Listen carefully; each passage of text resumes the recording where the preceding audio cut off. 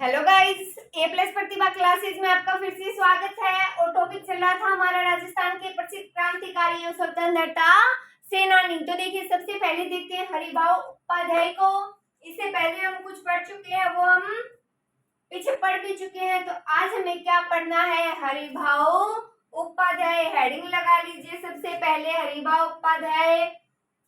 और इससे पहले भी हमने बहुत सारे पढ़ चुके हैं। तो देखिए, अब बात करते हैं हरिभाऊ उपाध्याय क्या थे, इन्होंने क्या क्या है, इनका स्वतंत्रता सेनानी में योगदान कैसे रहा, इनका जन्म, इन्होंने कुछ पत्रिकाएं लिखी, उन सभी की बात करते हैं। तो लगाइए हेडिंग और लिखना स्टार्ट कीजिए। तो जो हरिभाऊ उपाध्याय थे, इनका जन्म हुआ था 1892 ईस्वी में। कब? 1892 ईस्वी में भोरासा गांव यानी कि ग्वालियर मध्य प्रदेश में हुआ था। गांधीवादी थे ये, नेता थे। तो इन्होंने समाचार पत्रों का संपादन भी किया, जैसे कि औदुंबर यानी और, मालव, मयूर, हिंदी नवजीवन, कर्म भूमि, त्याग भूमि। ये त्याग भूमि अजमेर से किया था। तो ये सारी पुस्तकों का संपादन किया, ये सारी बात लिखेंगे। तो सबसे पहले लगाइए हरिभाऊ उपाध्याय में लिखिए उनका जन्म। जन्म में लिखिए 1892 ईस्वी। कब? 1892 ईस्वी, भोरासा गांव, ग्वालियर मध्य प्रदेश। तो लिख लीजिए भोरासा गांव, भोरासा गांव, ग्वालियर मध्य प्रदेश, ग्वालियर मध्य प्रदेश। तो ये गांधीवादी और सर्वोदयी नेता थे। हरिभाऊ उपाध्याय ने अनेक समाचार पत्रों का भी संपादन किया, वो लिखेंगे। पहले ये बात लिख लीजिए, इन्होंने अनेक समाचार पत्रों का संपादन किया, पत्रों का संपादन किया।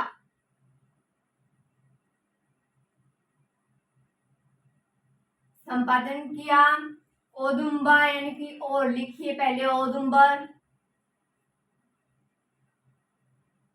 लिखें औदुंबर यानी और। एक लिखिए मालव मयूर, काशी से,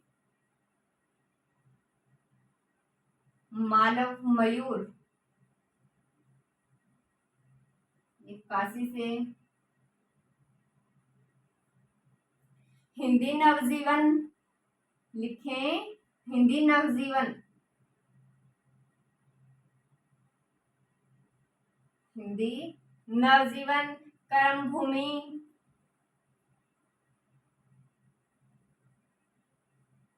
और त्याग भूमि, ये त्याग भूमि संपादन किया था अजमेर से।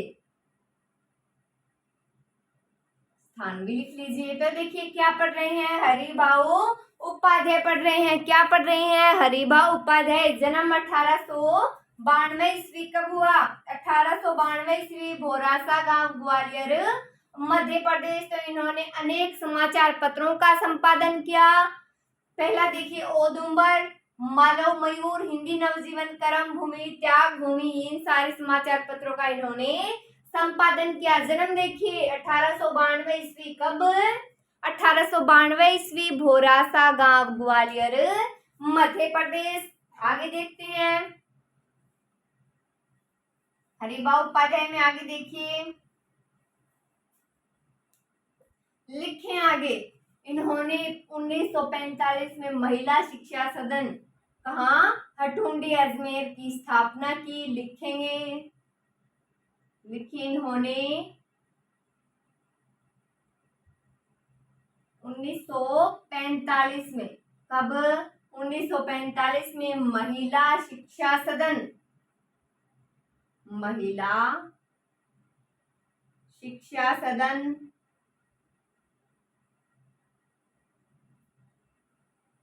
हटुंडी, हटुंडी अजमेर की स्थापना की, स्थापना की। तो राजस्थान के एकीकरण के दौरान ये अजमेर मेरवाड़ा के मुख्यमंत्री रहे। बाद में मोहनलाल सुखाड़िया सरकार में वित्त मंत्री और शिक्षा मंत्री भी ये रहे। तो हरिभाऊ उपाध्याय ने मुकुट बिहारी लाल भार्गव को राजस्थान का सीआर दास कहा। तो ये बात लिखेंगे हरिभाऊ उपाध्याय में, लिखना स्टार्ट कीजिए। आगे लिखें राजस्थान के एकीकरण के दौरान, लिखें राजस्थान के एकीकरण के दौरान,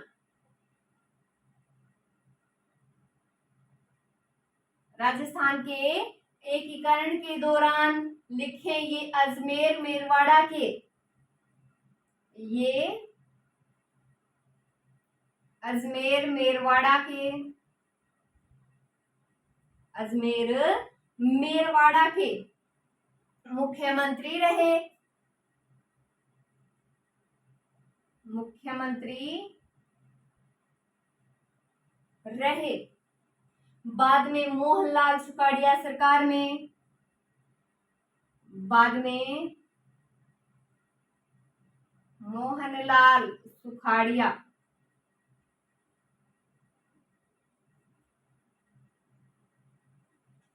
सरकार में, बाद में मोहनलाल सुखाड़िया सरकार में क्या रहे, वित्त एवं शिक्षा मंत्री रहे। लिखे वित्त एवं शिक्षा मंत्री, वित्त एवं शिक्षा मंत्री रहे। तो हरिभाऊ उपाध्याय ने मुकुट बिहारी लाल भार्गव को राजस्थान का सीआर दास कहा। लिख लीजिए हरिभाऊ उपाध्याय ने, लिखें हरिभाऊ उपाध्याय ने मुकुट बिहारी लाल भार्गव, मुकुट बिहारी लाल भार्गव को राजस्थान का, राजस्थान का सीआर दास कहा। नोट कीजिए बात, क्या कहा, सीआर दास कहा। तो इन्होंने 1945 में शिक्षा सदन हटुंडी, शिक्षा सदन हटुंडी अजमेर की स्थापना की और राजस्थान के एकीकरण के दौरान ये अजमेर मेरवाड़ा के मुख्यमंत्री रहे। बाद में मोहनलाल सुखाड़िया सरकार ने वित्त एवं शिक्षा मंत्री उनकी सरकार में रहे। तो हरिभाऊ उपाध्याय ने मुकुट बिहारी लाल भार्गव को, किनको, मुकुट बिहारी लाल भार्गव को राजस्थान का सीआर दास से कहा। फिर से रिवाइज कीजिए। तो इन्होंने 1945 में शिक्षा सदन हटुंडी अजमेर की स्थापना की और राजस्थान के एकीकरण के दौरान ये अजमेर मेरवाड़ा के मुख्यमंत्री रहे। राजस्थान के एकीकरण के दौरान क्या रहे, अजमेर मेरवाड़ा के मुख्यमंत्री। बाद में मोहनलाल सुखाड़िया सरकार में क्या रहे, वित्त एवं शिक्षा मंत्री। तो हरिभाऊ उपाध्याय ने मुकुट बिहारी लाल भार्गव को राजस्थान क्या कहा, और राजस्थान का सीआर दास कहा। तो एक बात आप नोट लगाकर लिखें इसमें, हरिभाऊ उपाध्याय में नोट लगाकर लिखनी है एक बात। तो जो मुकुट बिहारी लाल भार्गव उनका जन्म उदयपुर में हुआ था और ये 1930 में कांग्रेस में शामिल हुए। व्यक्तिगत सत्याग्रह और भारत छोड़ो आंदोलन के दौरान ये जेल भी गए और 1946 में केंद्रीय असेंबली विधानसभा के सदस्य बने। ये बात लिखेंगे, नोट लगाइए, नोट लगा लिया। नोट में क्या लिखेंगे, मुकुट बिहारी लाल भार्गव का जन्म, लिखें मुकुट बिहारी लाल का जन्म, मुकुट बिहारी लाल का जन्म उदयपुर में हुआ था।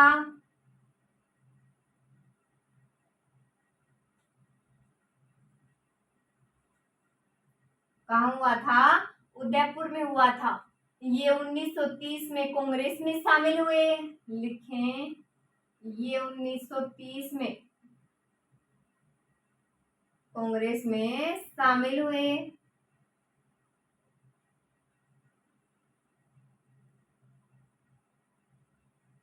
शामिल हुए। एवं व्यक्तिगत सत्याग्रह एवं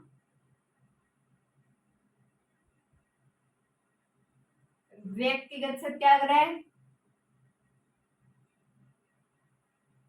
तथा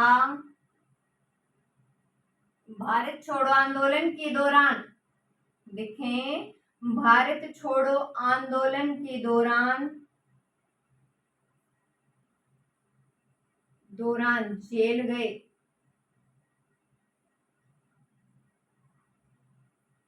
जेल गए। 1946 में केंद्रीय असेंबली, लिखें, 1946 में 1946 में केंद्रीय असेंबली, केंद्रीय असेंबली एवं संविधान सभा के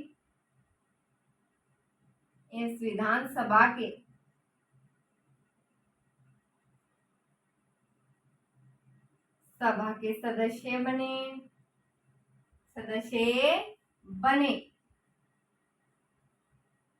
तथा स्वतंत्रता के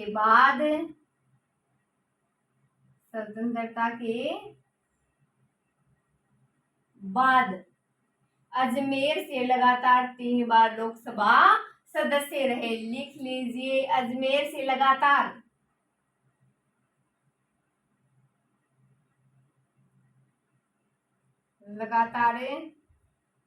3 बार संविधान सभा के 3 बार लोकसभा सदस्य रहे।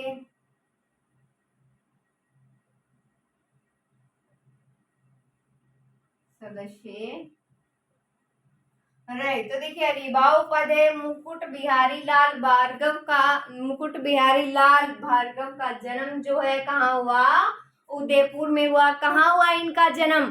तो इनका जन्म हुआ उदयपुर में। ये 1930 में कांग्रेस में शामिल हुए। व्यक्तिगत सत्याग्रह तथा भारत छोड़ो आंदोलन के दौरान जेल भी गए। 1946 में केंद्रीय असेंबली एवं संविधान सभा के सदस्य बने और स्वतंत्रता के बाद अजमेर से लगातार 3 बार लोकसभा सदस्य रहे। फिर से बोलिए, बात याद होनी चाहिए आपको। मुकुट बिहारी लाल का जन्म उदयपुर में हुआ। ये 1930 में कांग्रेस में शामिल हुए। व्यक्तिगत सत्याग्रह और भारत छोड़ो आंदोलन के दौरान जेल भी गए। 1946 में केंद्रीय असेंबली और संविधान सभा के सदस्य बने तथा स्वतंत्रता के बाद अजमेर से लगातार 3 बार लोकसभा सदस्य रहे। आगे लिखें, जमनालाल बजाज।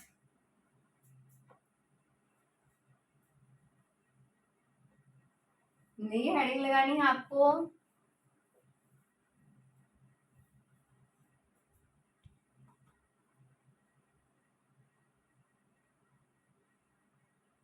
लिख लीजिए, जमनालाल बजाज।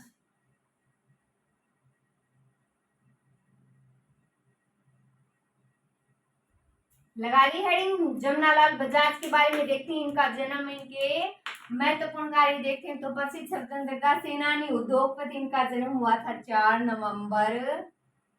कब हुआ था? 1889 में। काशी का वास कहाँ है? काशी का वास सिक्कर में हुआ। तो इन्हें गुलाम नंबर 4, गांधी जी का 5वां पुत्र, राजस्थान का भामाशाह, इन नामों से जाना जाता है इनको। और 1920 में इन्हें भारतीय राष्ट्रीय कांग्रेस का कोषाध्यक्ष बनाया गया और आजीवन इस पद पर रहे। 1921 में वृद्धा में सत्याग्रह आश्रम की स्थापना की। 1927 की अगर बात की जाए तो जयपुर में चरखा संघ की स्थापना की। प्रथम विश्व युद्ध में अंग्रेजों की मदद करने के लिए राय बहादुर की उपाधि दी गई और ऐसे योग आंदोलन के तहत वापस लौटा दी गई वो। जमनालाल बजाज हिंदी भाषा के क्या थे? प्रबल समर्थक थे। तो हिंदी भाषा को ईमान की भाषा कहा है। किन्होंने कहा है? जमनालाल बजाज ने। गौ सेवा संघ, गांधी संघ, इन सारे की इन्होंने स्थापना की। तो आप हेडिंग लगा लीजिए, जमनालाल बजाज। देखते हैं जमनालाल बजाज में लिखे सबसे पहले प्रसिद्ध स्वतंत्रता सेनानी और क्या किए, उद्योगपति थे। लिखिए जन्म, जन्म लिखिए 4 नवंबर 1889 ईस्वी। 4 नवंबर 1889 को काशी का बास सिक्कर में, लिखे काशी का बास, कहाँ, सिक्कर में इनका जन्म हुआ। क्या थे ये, प्रसिद्ध स्वतंत्रता सेनानी और उद्योगपति थे। लिख लीजिए ये उद्योगपति थे, लिखें ये उद्योगपति थे। आगे लिखिए इन्हें गुलाम नंबर 4, गांधी जी का 5वां पुत्र, राजस्थान का भामाशाह, इन नामों से जाना जाता है। उपनाम में क्या लिखेंगे, उपनाम में लिखिए गुलाम नंबर 4, गुलाम नंबर 4 कहा गया इनको। और क्या कहा गया, गांधी जी का 5वां पुत्र, गांधी जी का 5वां पुत्र। और बताइए राजस्थान का भामाशाह, लिख लीजिए राजस्थान का भामाशाह,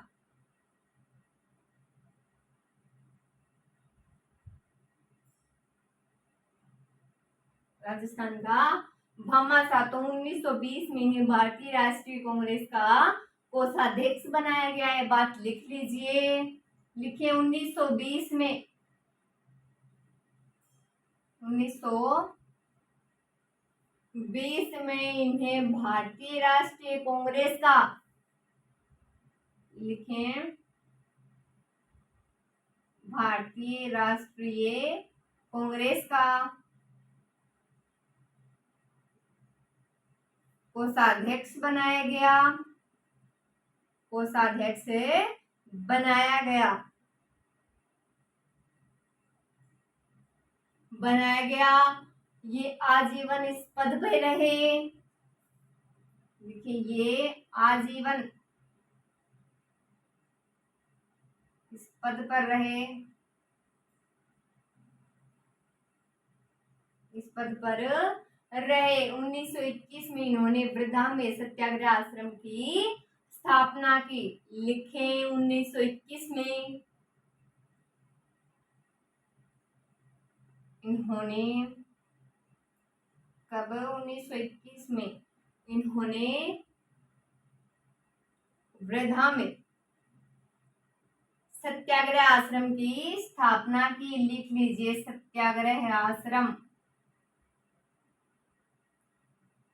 सत्याग्रह आश्रम की स्थापना की।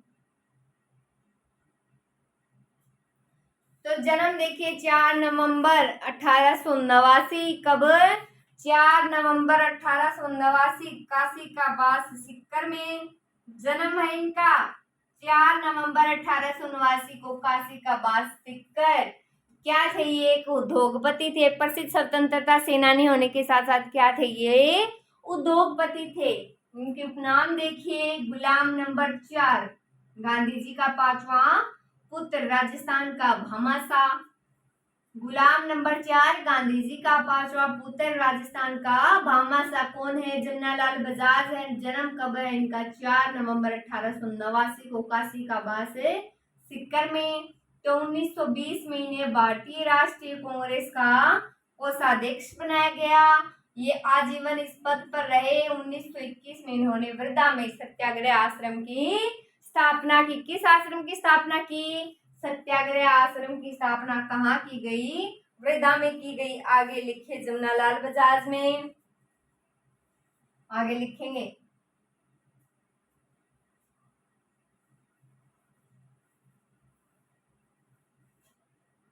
लिखिए 1927 में इन्होंने जयपुर में चरखा संघ की स्थापना की। लिखे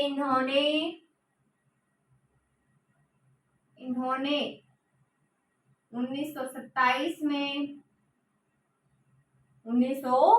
27 में जयपुर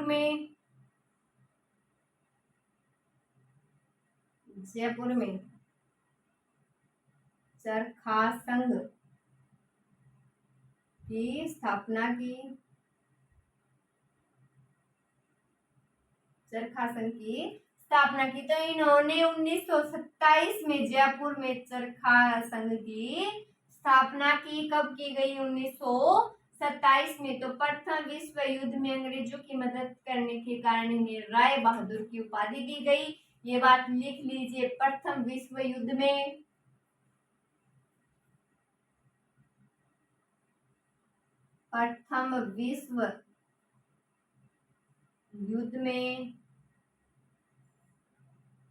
अंग्रेजों की मदद करने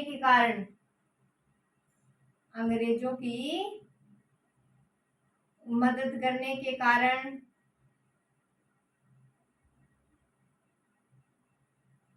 इन्हें राय बहादुर की उपाधि दी गई। राय बहादुर की उपाधि दी गई।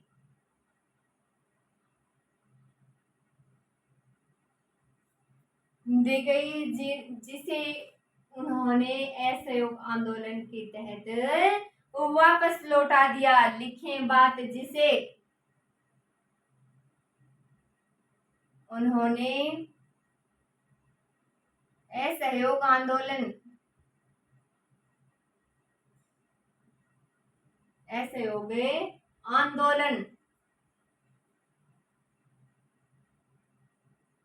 के तहत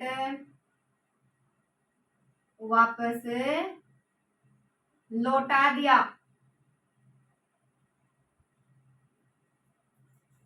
तो देखिए, जमनालाल बजाज हिंदी भाषा के प्रबल समर्थक भी थे। तो बाद में नोट करते हैं, इतनी बात नोट कीजिए पहले। इन्होंने 1927 में जयपुर में, कहा? जयपुर में। तो इन्होंने 1927 में जयपुर में चरखा संघ की स्थापना की। प्रथम विश्व युद्ध में अंग्रेजों की मदद करने के कारण इन्हें राय बहादुर की उपाधि दी गई है। किसकी? राय बहादुर की उपाधि दी गई है, जिसे उन्होंने वापस कब कर दिया? असहयोग आंदोलन के तहत उस उपाधि को अब वापस लौटा दिया। आगे लिखें, जमनालाल बजाज में लिखना है, हिंदी भाषा वाली बात लिख लेते हैं। लिखें, जमनालाल बजाज हिंदी भाषा के प्रबल समर्थक थे। हिंदी भाषा के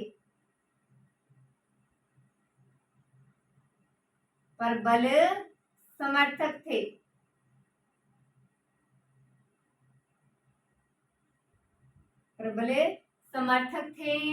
उन्होंने हिंदी भाषा को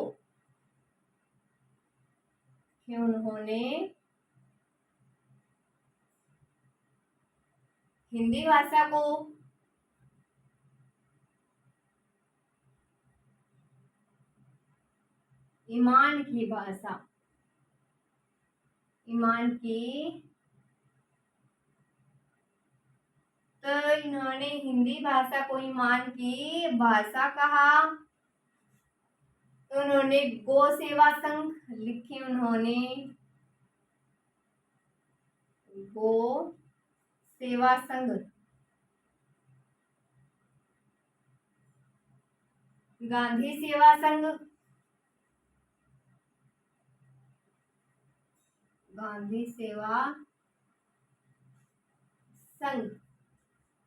एवं सस्ता साहित्य मंडल, लिखें, एवं सस्ता साहित्य मंडल की स्थापना की।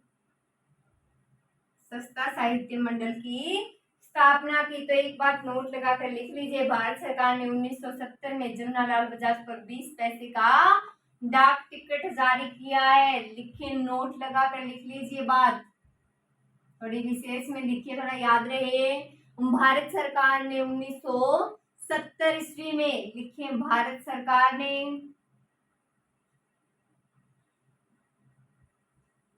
ने 1970 में जमनालाल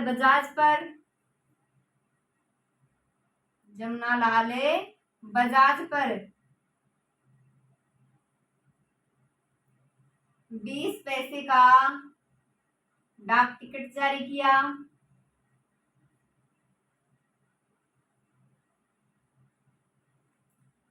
तो देखिए जमनालाल बजाज के बारे में इतनी बातें हैं, एक बार रिवाइज कीजिए। ये हिंदी भाषा के प्रबल समर्थक थे। उन्होंने हिंदी भाषा को ईमान की भाषा कहा कि हिंदी भाषा तो ईमान की भाषा है। उन्होंने गो सेवा संघ, गांधी सेवा संघ एवं संस्था साहित्य मंडल की स्थापना की। किन किन की स्थापना की? गो सेवा संघ, गांधी सेवा संघ, संस्था साहित्य मंडल, इनकी स्थापना की। और भारत सरकार ने 1970 में जमनालाल बजाज पर 20 पैसे का डाक टिकट जारी किया।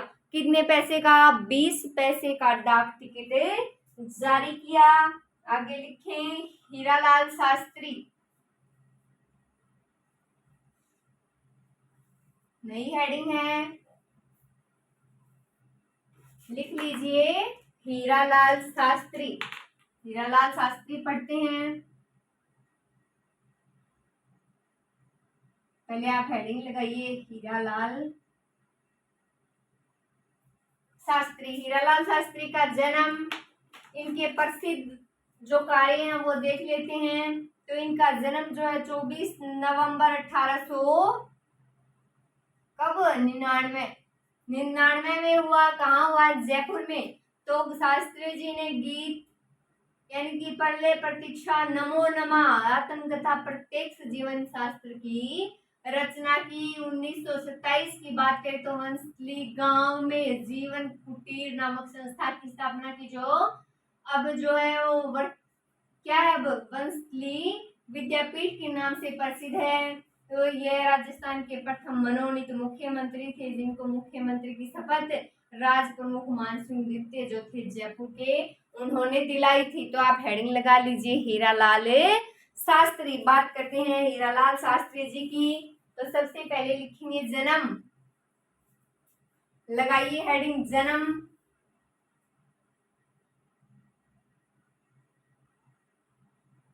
कब हुआ जन्म? लिखिए 24 नवंबर 1899। कब? 24 नवंबर 1899 में। कहा? जोबनेर, जयपुर में। लिखे जोबनेर,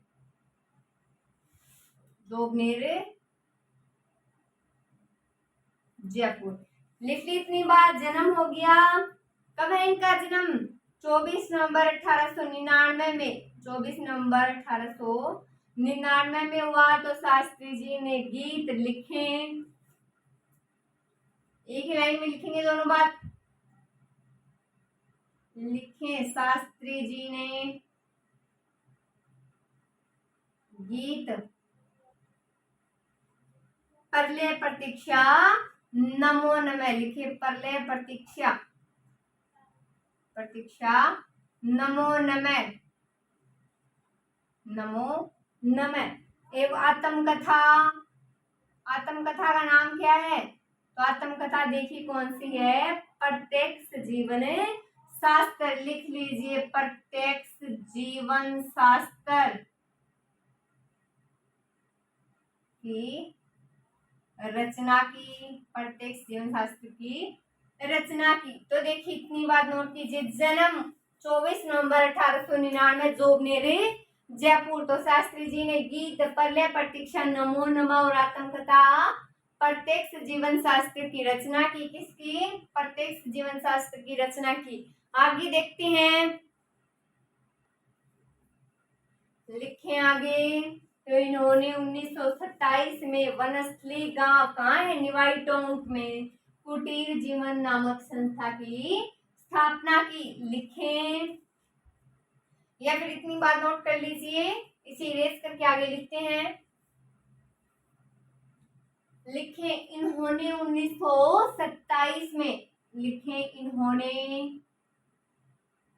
1927 में वनस्थली गांव, वनस्थली गांव।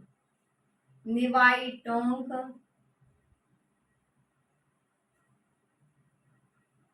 टोंक में कुटीर जीवन लिखे या जीवन कुटीर, जीवने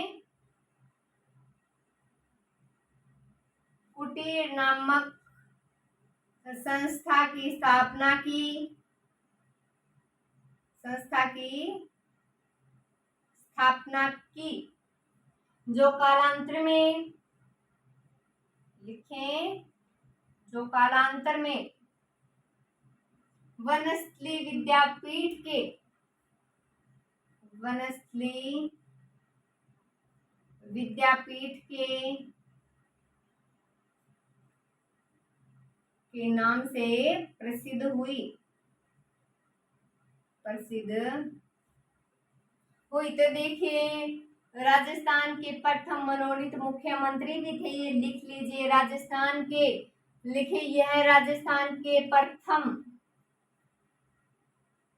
लिखे यह है राजस्थान के प्रथम मनोनीत मुख्यमंत्री थे, मनोनीत मुख्यमंत्री थे, मनोनीत मुख्यमंत्री थे जिनको मुख्यमंत्री की शपथ लिखें, जिनको मुख्यमंत्री की शपथ,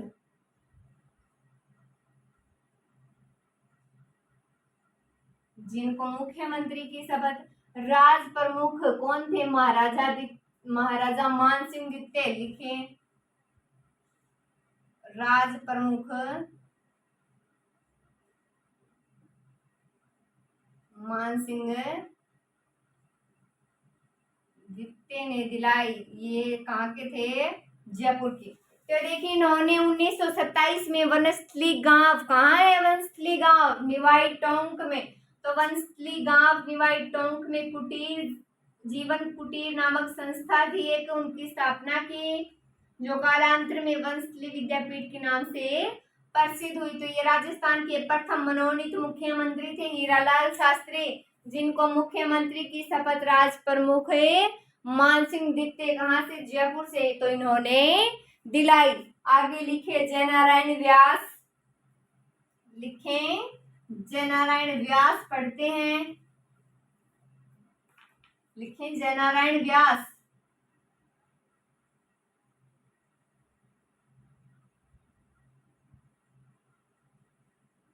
जयनारायण व्यास के बारे में देखते हैं, तो इनका जन्म देखते हैं, इनके महान कार्य देखते हैं। इन्होंने इनकी पुस्तकें, प्रसिद्ध समाचार पत्र भी हैं, तो सारी बातें देखते हैं।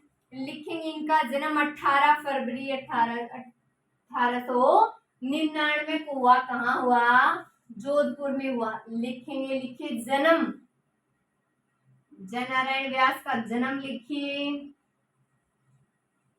कब हुआ? 18 फरवरी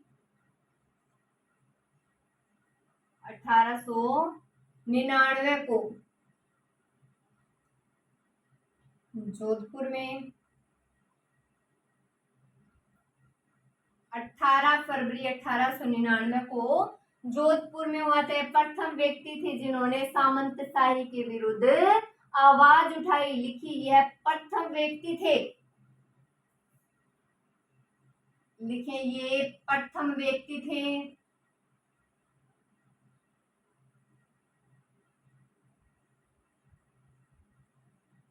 जिन्होंने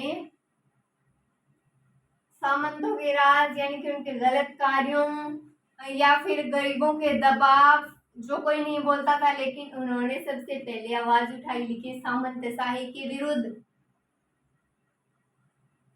सामंतशाही के विरुद्ध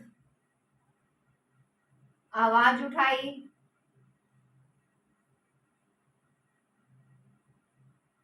आवाजें उठाई।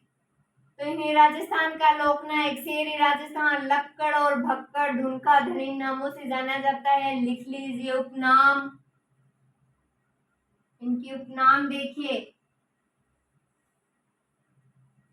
लिखिए सबसे पहले राजस्थान का लोकनायक, राजस्थान का लोकनायक। और क्या कहा गया है? शेर ए राजस्थान, लिखें शेर ए राजस्थान। धुन का धनी, लिख लीजिए शेर ए राजस्थान। लक्कड़ और फक्कड़,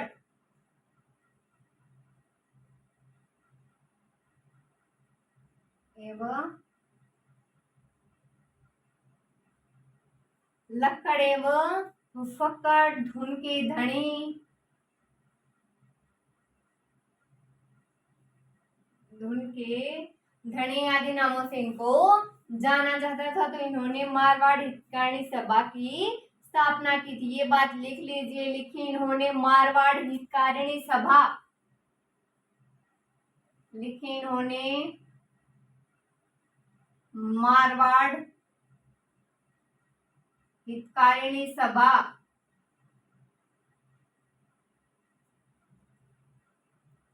सभा की स्थापना की, किसकी स्थापना की? इन्होंने मारवाड़ हितकारिणी सभा की स्थापना की। जन्म देखिए 18 फरवरी 1899, 18 फरवरी 1899 कहाँ? जोधपुर में हुआ। तो ये प्रथम व्यक्ति थे जिन्होंने सामंतशाही के विरुद्ध आवाज उठाई। और उपनाम है राजस्थान का लोकनायक, शेर राजस्थान, लक्कड़ एवं भक्कड़ और धुन के धनी कहा गया है इनको। और इन्होंने क्या किया है? मारवाड़ हितकारिणी सभा की स्थापना की। एक बार फिर से रिवाइज कर लीजिए।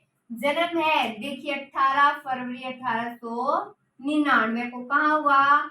जोधपुर में हुआ। तो प्रथम व्यक्ति थे जिन्होंने सामंतशाही के विरुद्ध आवाज उठाई। उपनाम है इनका राजस्थान का लोकनायक, शेरे राजस्थान, लक्कड़ एवं फक्कड़, धुन का धनी। तो इन्होंने मारवाड़ हितकारिणी सभा की स्थापना की। किसकी स्थापना की? मारवाड़ हितकारिणी सभा की स्थापना की। आगे देखिए, जननारायण व्यास में देखना है आगे। तो इन्होंने प्रजामंडल आंदोलन के दौरान सिवाना दुर्ग, कहाँ? बाड़मेर, तो वहां नजरबंद किया गया था। तो ब्यावर में राजस्थानी भाषा के प्रथम राजनीतिक समाचार पत्र कौन सा? आगे बाण का प्रकाशन इन्होंने किया था। और लोकराज नामक समाचार पत्र का संपादन किया। फिर बात आ जाती है 1936 की। तो 36 में बंबई से अखंड भारत नामक दैनिक समाचार पत्र का भी संपादन इन्होंने किया है। तो लिखेंगे जननारायण व्यास में। आगे लिखना स्टार्ट कीजिए, लिखें प्रजामंडल आंदोलन के दौरान, लिखें प्रजामंडल आंदोलन के दौरान,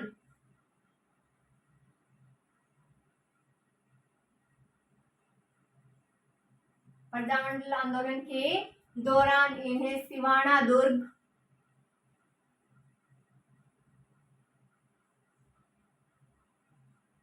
सिवाना दुर्ग, बाड़मेर में नजरबंद किया गया। लिखे बाड़मेर में नजरबंद रखा गया।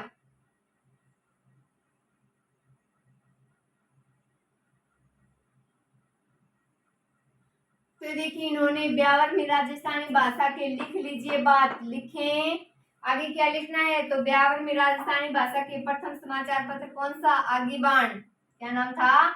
आगे बाण का संपादन किया 1936 में। बंबई से अखंड भारत नामक दैनिक समाचार पत्र का संपादन किया। और इन्होंने अपने जीवन के जो अंतिम वर्ष थे दिल्ली से निकलने वाली कौन सी? पाक्षिक पत्रिका, पाक्षिक पत्रिका पीप का संपादन किया। तो आगे हमें ये बात नोट करनी है, लिखिए, लिखिए आगे। इन्होंने ब्यावर से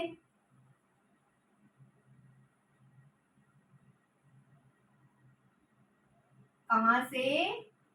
ब्यावर से राजस्थानी भाषा के प्रथम राजनीतिक, लिखें राजस्थानी भाषा के, राजस्थानी भाषा के प्रथम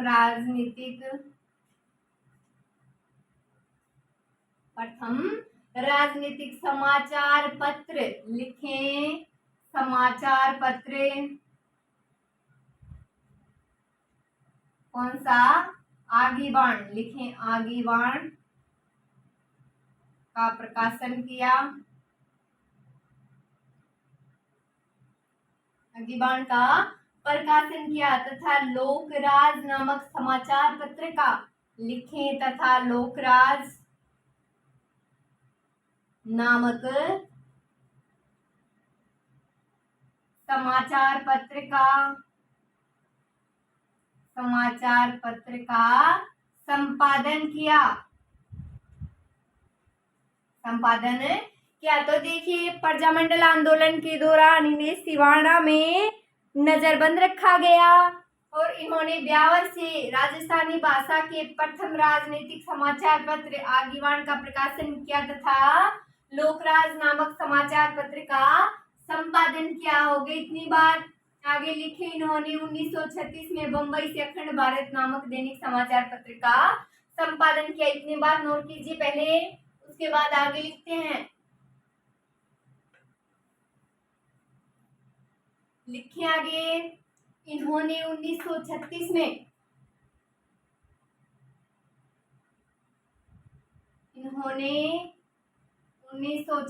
में बंबई से अखंड भारत नामक दैनिक समाचार पत्र का संपादन किया। लिखें, समाचार पत्र का संपादन किया।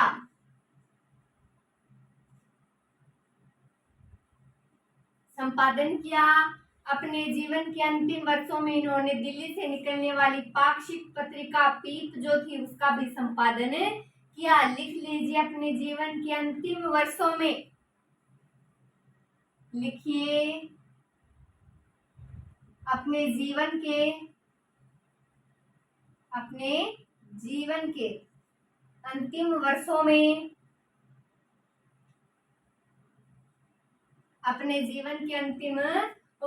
में दिल्ली से निकलने वाली पाक्षिक पत्रिका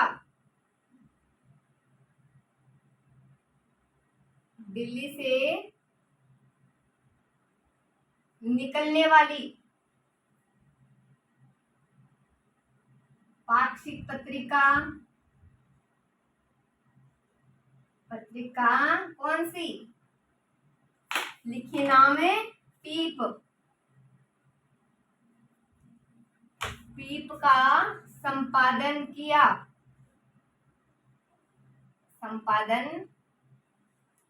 तो देखिए, इन्होंने 1936 में बंबई से अखंड भारत, क्या नाम?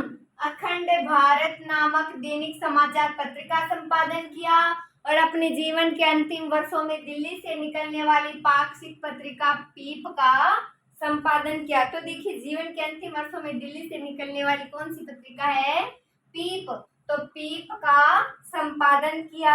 आगे लिखेंगे, इसी में लिखना है आगे। जनारायण व्यास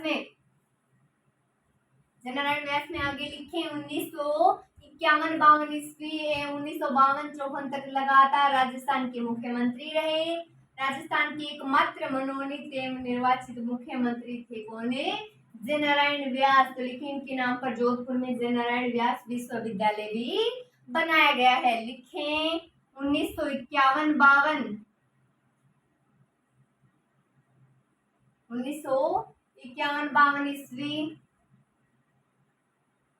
एवं 1952-54 ईस्वी तक लगातार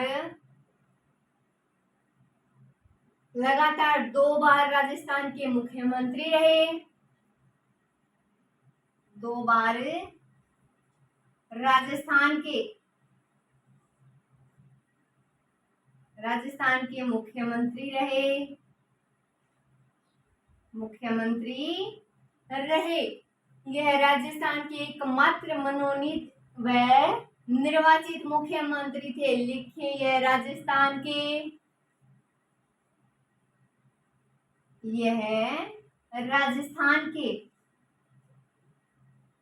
एकमात्र मनोनीत एवं निर्वाचित मुख्यमंत्री थे।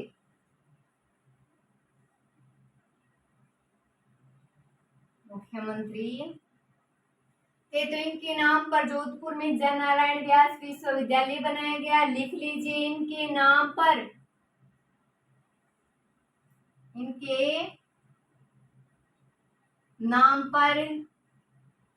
जोधपुर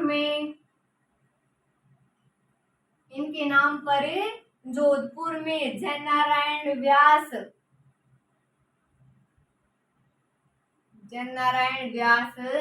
विश्वविद्यालय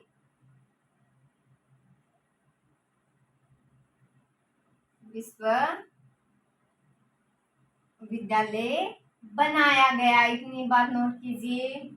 आगे लिखेंगे छगनलाल चौपासनी वाला। तो देखिए जयनारायण व्यास क्या पढ़ रहे हैं, जयनारायण व्यास तो 1951 से 52 ईस्वी एवं 1952 से 54 तक लगातार 2 बार राजस्थान के मुख्यमंत्री रहे। कितनी बार? 2 बार राजस्थान के मुख्यमंत्री रहे। तो यह राजस्थान के एकमात्र मनोनीत एवं निर्वाचित मुख्यमंत्री थे। इनके नाम पर जोधपुर में जयनारायण व्यास विश्वविद्यालय बनाया गया। आगे देखें, आगे लिखिए।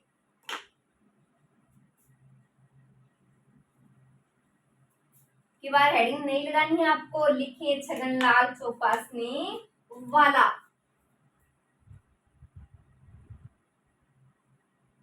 छगनलाल चौपासनी वाला।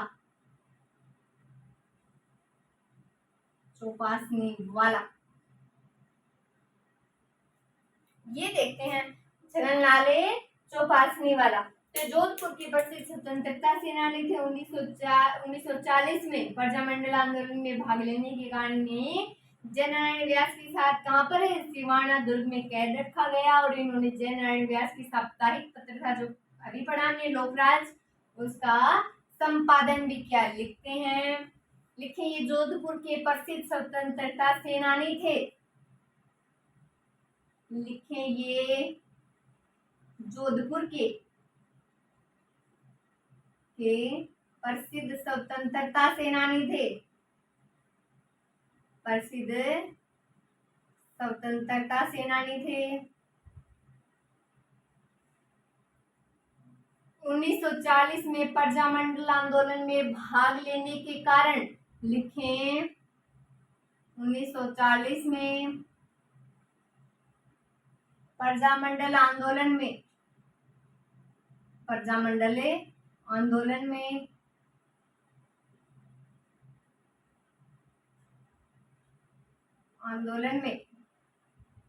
भाग लेने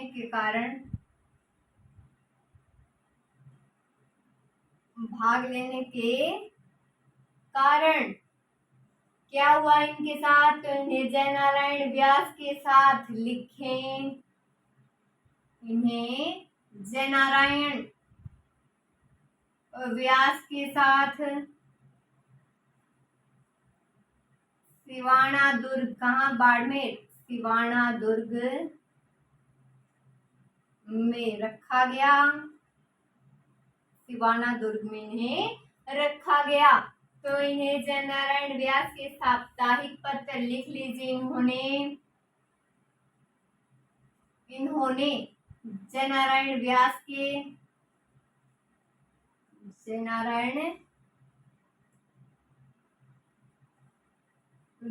के साप्ताहिक पत्र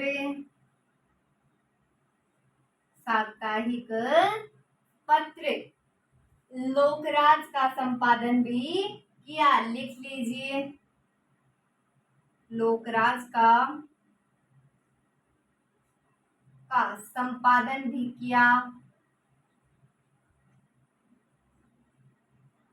तो देखिए छगनलाल चौपासनी वाला, क्या पढ़ रहे हैं छगनलाल चौपासनी वाला, तो ये जोधपुर के प्रसिद्ध स्वतंत्रता सेनानी थे। क्या थे? जोधपुर के प्रसिद्ध स्वतंत्रता सेनानी। और 1940 में जब प्रजामंडल आंदोलन में भाग लेने के कारण जैन नारायण व्यास के साथ इन्हें सिवाना दुर्ग में, कहाँ पर? सिवाना दुर्ग में रखा गया। और तो जैन नारायण व्यास की साप्ताहिक पत्रिका थी लोकराज, क्या नाम था? लोकराज, उसका भी संपादन किया। लिखेंगे आगे राम नारायण चौधरी, लगा लीजिए हेडिंग। क्या लगानी हेडिंग? राम नारायण चौधरी लिखें, राम नारायण चौधरी। राम नारायण चौधरी देखते हैं, तो लिखे राम नारायण चौधरी में इनका जन्म 1896 में नीम का थाना सिक्कर में हुआ। लिखे इनका जन्म लिखें 1896 में।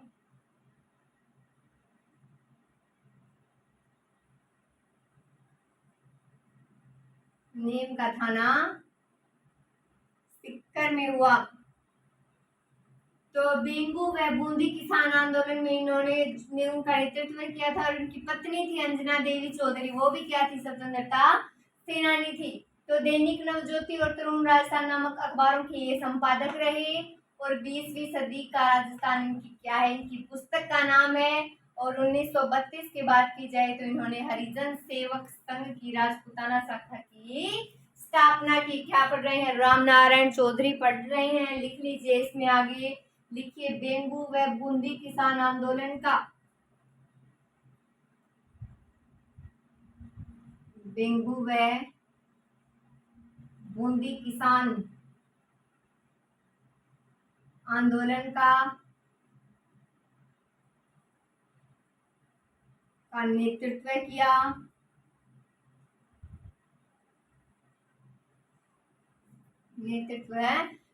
इनकी पत्नी अंजना देवी चौधरी भी स्वतंत्रता सेनानी थी। लिख लीजिए इनकी पत्नी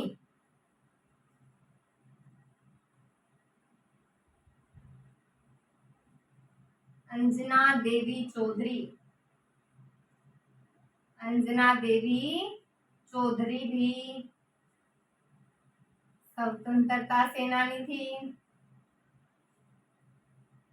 स्वतंत्रता सेनानी थी। तो देखिए जन्म है 1896 में, कहा? नीम का थाना सिक्कर। तो बेंगू और बूंदी किसान आंदोलन का इन्होंने नेतृत्व किया। और इनकी पत्नी का नाम था अंजना देवी चौधरी। किनकी? राम नारायण चौधरी की पत्नी थी अंजना देवी चौधरी, वो भी क्या थी? स्वतंत्रता सेनानी थी। तो आगे लिखें 1932 में इन्होंने, लिखिए 1932 में इन्होंने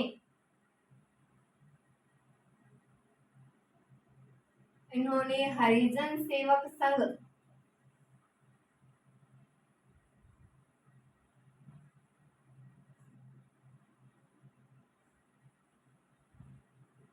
की राजपूताना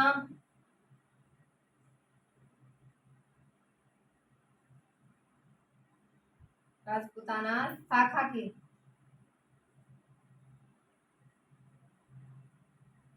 स्थापना की।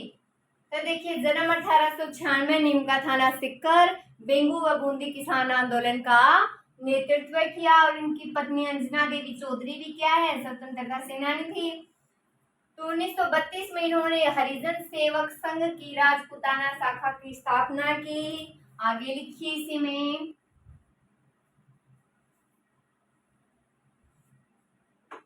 लिख लीजिए 1932 की बात हो गई। लिखिए दैनिक नवज्योति व तरुण राजस्थान, लिखिए दैनिक नवज्योति एवं तरुण राजस्थान, तरुण राजस्थान नामक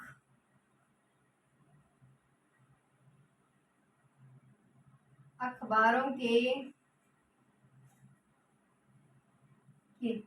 ये संपादक रहे।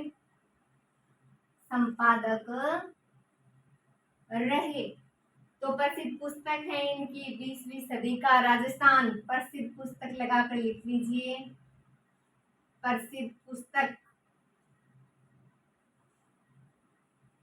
20वीं सदी का राजस्थान।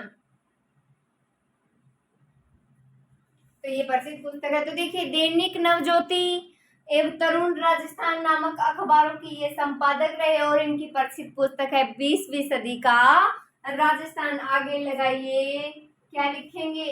घनश्याम दास बिड़ला लगाइए।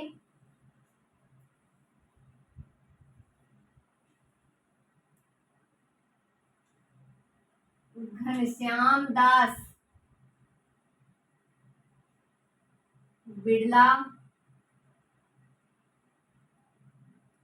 तो देखिए, 1894 में पिलानी झुंझुनू, कहाँ पर? पिलानी में जन्मे घनश्याम बिड़ला उद्योगपति बिड़ला समूह के संस्थापक थे।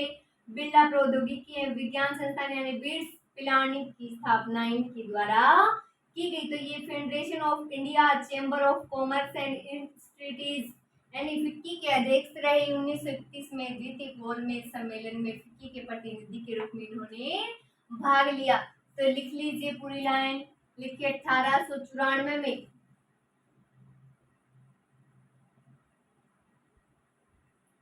में पिलानी, ब्रैकेट में लिख लीजिए झुंझुनू,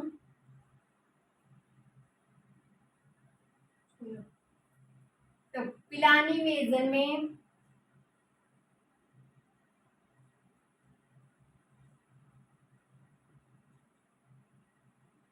घनश्याम दास बिड़ला। घनश्याम दास बिड़ला उद्योगपति एवं, लिखें उद्योगपति एवं बिड़ला समूह के संस्थापक थे।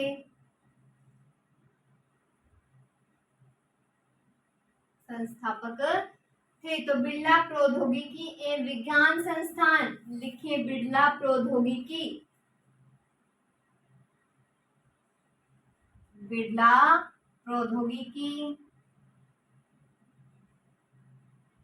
एवं विज्ञान संस्थान,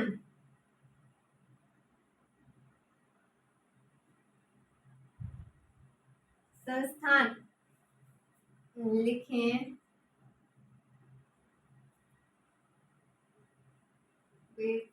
विज्ञान संस्थान पिलानी की स्थापना इनके द्वारा की गई थी। स्थापना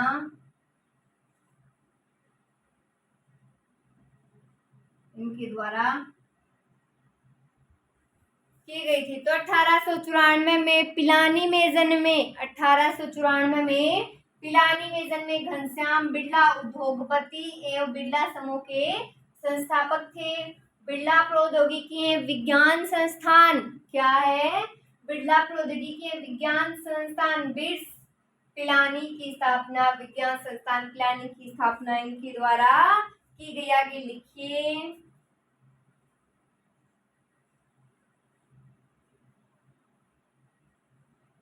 ये फेडरेशन ऑफ इंडियन, ये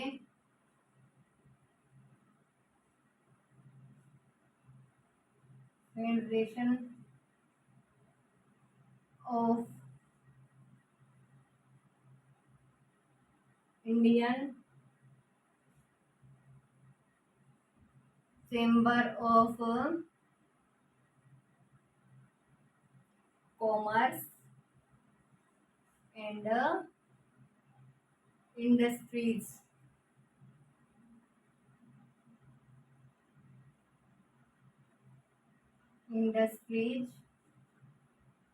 फिक्की, इंडस्ट्रीज के अध्यक्ष रहे।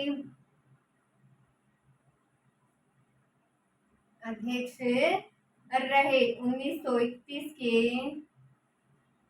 द्वितीय गोलमेज सम्मेलन में फिक्की, देखिए फिक्की के प्रतिनिधि के रूप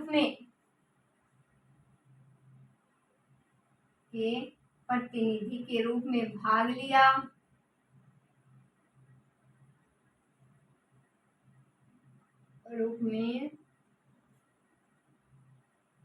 लिया। तो ये पद्म विभूषण 1961 से सम्मानित होने वाले राजस्थान की प्रथम व्यक्ति थे। ये बात लिख लीजिए, लिखिए पद्म विभूषण, लिखिए ये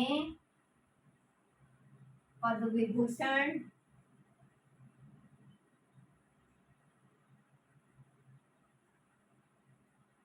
से सम्मानित होने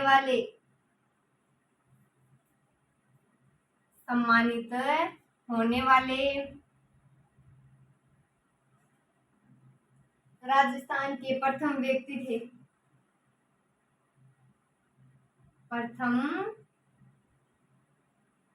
तो देखिए federation of Indian chamber of commerce and industries के अध्यक्ष रहे और 1931 के द्वितीय गोलमेज सम्मेलन में फिक्की के प्रतिनिधि के रूप में भाग लिया। ये पद्म विभूषण से सम्मानित होने वाले राजस्थान के प्रथम व्यक्ति और कब हुए सम्मानित? 1961 में। तो आगे हमें क्या पढ़ना है, लगा कर छोड़ दीजिए आप, स्वामी गोपाल दास।